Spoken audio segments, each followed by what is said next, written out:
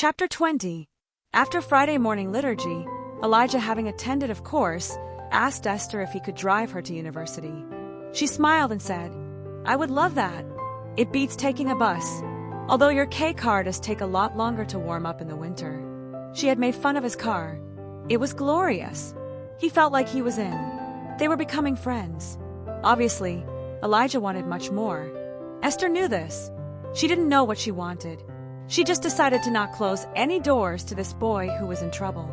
Chapter 21. Wednesdays and Fridays turned into Wednesdays, Fridays and Monday evenings for Bible study. Gregory was concerned. "Elijah, help me understand. How can a girl bring you to church 3 times a week? What is wrong with you, man? Listen, it is a small price to pay for being around her. It's just so easy to be with her. She is so different." He instantly thought of Martina. Actually, Esther reminded him of Martina in a strange way. How was it that Esther, a PhD student, had the same innocence of a grade 7 girl? "Gregory, I hate being at church. All the tanty sand uncles think I had some sort of conversion. I just endure it so I can drive her home or to school. I live for those drives. I am surprised that she is letting you drive her. Surely she gets that you are into her. I am not sure. I don't even know if I want her to know that I am into her. There is actually something so cool about our friendship. It's weird. All I know is that she has totally captivated me." Chapter 22. Christmas holidays came. Esther went to Montreal for a few weeks in order to celebrate both kayak season and Christmas on January 7th. Elijah didn't go to church when she was gone. He was depressed that he couldn't see her. Chapter 23. Y2K. December 31st, 1999. Elijah was nervous that the whole world was going to break down just like they were predicting. He went home for the holidays. His parents had planned for the great crash in the stock market, the electrical outages, and the collapse of society because of their entrance into the new millennia. Elijah's biggest concern was that he wasn't going to see Esther again. Y2K. Nothing happened. Nothing at all.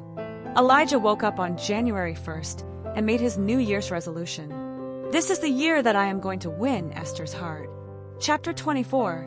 Esther had spent the night in a kayak praises and an all-night vigil that ended with a liturgy. It was now 5 a.m., and she was so joyful and energized by the prayers. "How beautiful are your ways, O Lord, far beyond comprehension. Mama, your boy in trouble has entered my heart. I am not afraid to love him. I just don't understand why him. He acts like he doesn't believe in you or your son. He pretends to come to church, but I know that he is only doing that to spend time with me. And yet, I have felt you pushing me towards him. I am not afraid. Habibi Yasathri, your love makes no sense. My love for Elijah also makes no sense. But all I know is that your pursuit of him is evident. I am not sure what my role will be, but I am open. I am yours. You have me. All of me. Just, please never leave me. And please always watch over your Elijah. I am." Chapter 25. Second half of January, when she returned, Elijah also returned to church. Their rides resumed and their conversations grew deeper and deeper. Esther's innocence and calm completely disarmed Elijah. She had complete access to his soul, a place he had not visited for a long time. They were becoming kindred spirits. "Elijah, tell me about your childhood." Oh wow! Elijah had not gone there for over 10 years. He could never have expected what would happen to him as he answered this simple question. But little Jaja exploded out of him, and adult Elijah had no chance to deal with what hit him. He spoke of robins and trees, earthworms and church. He spoke of Mama smiling at him as he lit candles. He spoke of Pac-Man, and he spoke of Uncle Ansi. What is going on? Adult Elijah was panicking. By the time he had finished telling her about Martina, his experimenting with drugs, his breakup, they both were in tears. He looked over at her. He had no words. He was dying to tell her about Uncle Ansi's last words to him. But he didn't. He just sobbed. "I am so sorry. I have not allowed myself to think of my childhood for years. I am such a fool. I am so sorry." Esther prayed. "Thank you, my sweet Yasathri. Thank you. Thank you for giving me a glimpse of his heart. I know you are pursuing him. I know you are calling him. Elijah, please don't apologize." She, overwhelmed with compassion, felt her heart tearing as she sat and watched him discover the loss of his innocence. His story, like everything that Esther learned and processed, entered into her own heart. And there she stored it, deep into her heart. Please don't apologize. Elijah, you. She paused for what felt like 5 minutes. He couldn't look up. Elijah, you are beautiful. Chapter 26. Elijah didn't show up to church for the month of February. He felt embarrassed. He felt like a monster compared to her. Although he was madly in love with Esther, he couldn't bring himself to hurt her. Just speaking about his selfishness with Martina made him realize that he had the ability to hurt this beautiful flower called Esther. They weren't even dating. Neither had expressed the desire to pursue a romantic relationship with the other. They were just friends. Good friends. And yet, Elijah was terrified of hurting her as he had Martina and Mary. He never told her about Mary. He just couldn't. He saw himself as a monster. A monster that wasn't sure he could change. Esther, you deserve to be around much better people than me. Elijah spoke to Esther, even though she wasn't there. You deserve better. He poured himself in preparing to write his bar exam in June. Chapter 27. March 9th is Baba Kirillo's feast day. It was a Thursday. Esther loved Baba so much. She attended the liturgy of his feast. She, however, found herself spending the majority of the liturgy talking to Baba about Elijah. Baba, you know he has a good heart. Please take care of him. Just pray that he repents and returns to the fullness of life. Don't worry, sweetest Esther. Just like you are our little flower, Elijah is one of ours. Esther didn't hear Baba's response, but somehow, at that moment she felt at peace. She received his response in her heart, but without the words. In fact, words always come after the encounter, and are there to help define the experience. One could even question whether Baba ever said those words, or whether he just communicated directly to her heart. In the end, Esther received a confirmation from heaven of Elijah's special place to the heavenly ones. Chapter 28. Elijah not only avoided church, he avoided the 3rd floor altogether.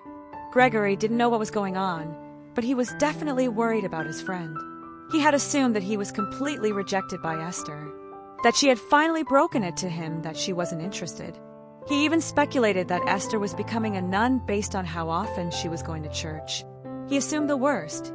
He could have never imagined that it was Elijah himself, for the first time in a decade, who was protecting another person from himself.